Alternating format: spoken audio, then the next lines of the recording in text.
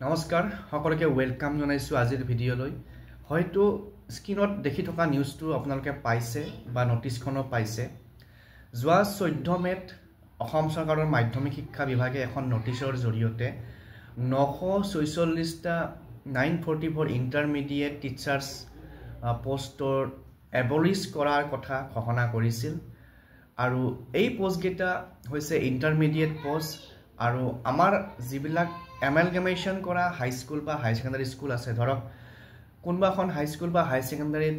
কোনবা LP school বা UP school লগ লাগিছে বা লগ লগাই দিয়া হৈছে কিন্তু সেই কনসার্ন ইউপি স্কুল বা এলপি স্কুলখনৰ যিবিলাক ইন্টাৰমিডিয়েট পোষ্ট আছিল সেই পোষ্টখিনি চৰকাৰে পিছত ফিলআপ কৰিব পৰা নাই বা ফিলআপ কৰাৰ প্ৰসেসখিনি আগবঢ়াব নোৱাৰিলে বিভিন্ন কাৰণত তাত প্ৰশাসনিক কিছুমান কাৰণ থাকে যেহেতু ডিপাৰ্টমেন্ট এটা চেঞ্জ হৈ যায় In general, our LP school bilag by UP school bilag thake elementary education department andarot aru jeta school bilag amalgamation hoi jay he bilag school ahi jay madhyamik shikkar andarot to department jetia change hoy olop prokhasonik okhubita ahi pore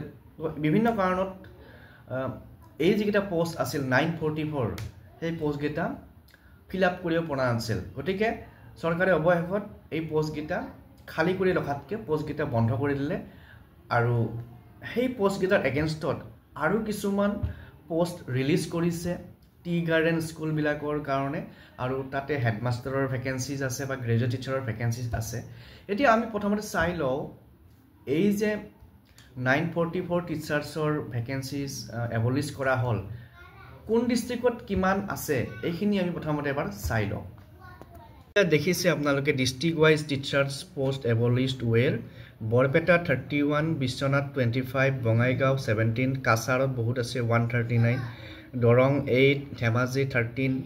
Dhubri 6 Dibrugarh 36 Goalpara 22 Golaghat 23 Hailakandi 27 তাৰপৰা Hojai 24 Jorhat 135 Kamrup 114 Kamrup metro 41 Lakhimpur 24 Majuli 9 Morigaon 25 Nagaon 28 Nalbari 22 Sivasagar 97 Sivasagar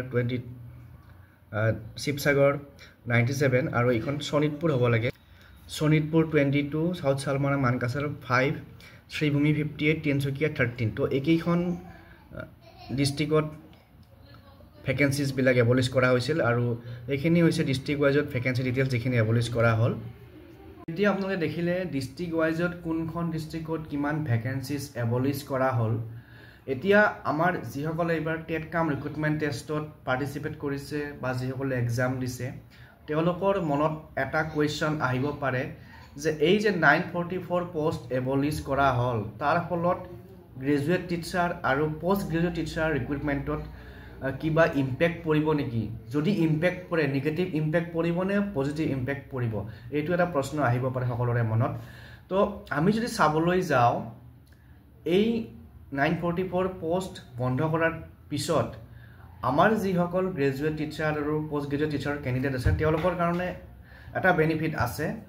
আৰু হেখিনি মই discuss কৰিম তাৰ আগত সকলোকে মই request কৰিম যদি চেনেলটো নতুনকৈ আহিছে সাবস্ক্ৰাইব কৰি লব আৰু শেয়াৰ কৰি দিব আপোনালোকৰ বন্ধুবৰ্গৰ মাজত যাতে তেওঁলোক এই কথাখিনি গম পায় বা ইনফৰমেশনখিনি পায় তো যেহেতু 944 পোষ্ট এবলিশ হল কিন্তু এট দা সেম টাইম সৰকাৰে 118খন টি গাৰ্ডেন মডেল স্কুলৰ কাৰণে গ্ৰেজুৱেট টিচাৰৰ পোষ্ট সৃষ্টি কৰিছে আৰু গ্ৰেজুৱেট টিচাৰৰ পোষ্ট প্ৰতিখন স্কুলত 7টাকৈ গ্ৰেজুৱেট টিচাৰ জিটি আৰ্টছৰ 4টা জিটি ম্যাথমেটিক্সৰ এটা আৰু জিটি সায়েন্সৰ 2টা তো টোটাল 7টাকৈ পোষ্ট এখন টি গাৰ্ডেন মডেল হাই স্কুলত সৃষ্টি কৰিছে তো almost 700 plus graduate teacher post পুনৰ সৃষ্টি কৰা হৈছে গতিকে এই যেটো স্কুল যেটো আমাৰ ইন্টাৰমিডিয়েট টিচাৰ্ছৰ বা 944 টিচাৰৰ যেটো ভ্যাকেন্সি বন্ধ হৈছে তাৰ ফলত আমাৰ